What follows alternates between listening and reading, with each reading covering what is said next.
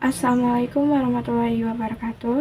Halo teman-teman, perkenalkan saya Surni Ramastari dengan NIM A1D1230098 dari ruang R04 semester 2 Universitas Jambi dengan prodi Pendidikan Guru Sekolah Dasar. Video kali ini dibuat untuk memenuhi tugas ujian akhir semester mata kuliah Konsep Dasar Fisika, IPBA, dan Kimia. Halo adik-adik semuanya. Jadi, pada video kali ini, kita akan mempelajari tentang siklus air. Air ini sangat banyak sekali manfaatnya bagi kehidupan kita sehari-hari. Contohnya untuk minum, mencuci baju, mencuci piring, mandi, memasak, dan lain sebagainya. Tahu nggak adik-adik semuanya, kenapa air yang terus kita pakai tidak pernah habis? Itu karena terjadinya siklus air yang akan kakak bahas di video kali ini. Pertama, definisi siklus air. Kedua, proses siklus air. Ketiga, kaitannya dengan upaya menjaga ketersediaan air. Pertama, definisi siklus air. Siklus air adalah proses pergerakan air yang berlangsung secara alami dan berlangsung terus-menerus. Siklus air juga biasa disebut dengan siklus hidrologi. Setelah adik-adik tahu definisi siklus air, kakak lanjut yang kedua yaitu bagaimana proses siklus air terjadi. Siklus air memiliki beberapa proses. Yang pertama, ada evaporasi, transpirasi, kondensasi, presipitasi, infiltrasi, dan limpasan. Kakak akan jelaskan satu persatu tahapan-tahapan dari siklus air. Pertama ada evaporasi. Evaporasi atau penguapan adalah proses menguapnya air yang ada di laut, rawa, sungai, atau danau karena pemanasan dari sinar matahari. Kedua, ada transpirasi.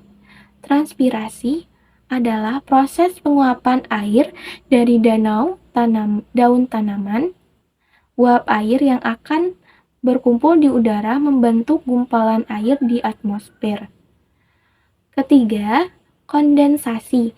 Kondensasi atau pengembunan adalah proses perubahan wujud uap air menjadi cair kembali dalam bentuk titik air di awan. Keempat, ada presipitasi atau hujan adalah proses jatuhnya titik air ke permukaan bumi.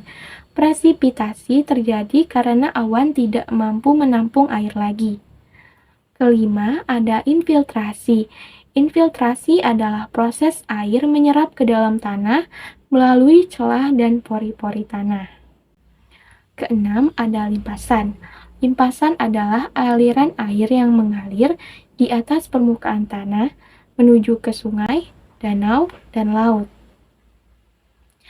Air dari siklus air tersebut tersedia di berbagai tempat di permukaan bumi.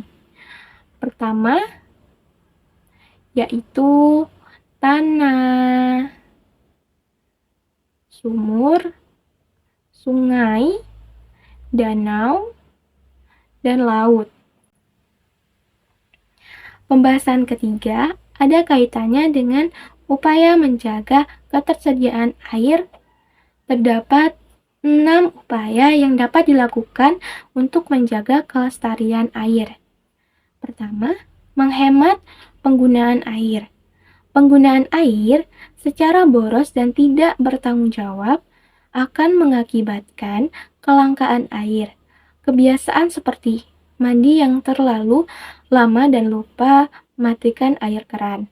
Ini perlu diperhatikan karena berbagai kelakuan manusia tersebut akan dapat mengurangi jumlah air dan mengakibatkan kebutuhan air yang sangat tinggi. Kedua, melakukan penghijauan. Dengan penghijauan akan mengurangi dampak akibat kerusakan hutan, pohon-pohon, tersebut akan terjaga kelestariannya, yang juga mempengaruhi kelestarian ekosistem sumber air yang ada di sekitarnya, sehingga sumber air tersebut tidak tercemar dan bersih, serta dapat dikonsumsi oleh makhluk hidup lainnya. Ketiga, meminimalisir penggunaan bahan kimia yang bisa mencemari air. Meminimalkan penggunaan bahan kimia dalam kehidupan sehari-hari merupakan salah satu cara yang sangat tepat untuk melindungi perairan dari cemaran bahan berbahaya. Ketika bahan-bahan kimia yang telah dipakai larut dalam air, maka bahan-bahan tersebut akan dapat merusak ekosistem air. Keempat, mendaur ulang barang bekas. Barang yang dapat didaur ulang biasanya tidak terpikirkan dan membuangnya sembarangan ke sungai. Contohnya saja seperti botol mineral yang dapat didaur ulang menjadi mainan anak-anak, plastik bermerek yang bisa didaur ulang menjadi alas atau tas, dan lainnya. Kelima, pembuatan taman, kota, dan daerah resapan air. Adanya taman kota dan daerah resapan air sangat berguna untuk menambah cadangan air tanah. Selain itu juga membantu memperbaiki siklus air yang baik, di mana air di tanah akan tetap tersedia sekaligus sebagai sarana untuk mencegah banjir. 6.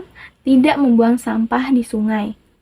Sungai sangat berpotensi sebagai sumber air baku bagi PDAM selama kualitas air sungai memenuhi persyaratan tertentu.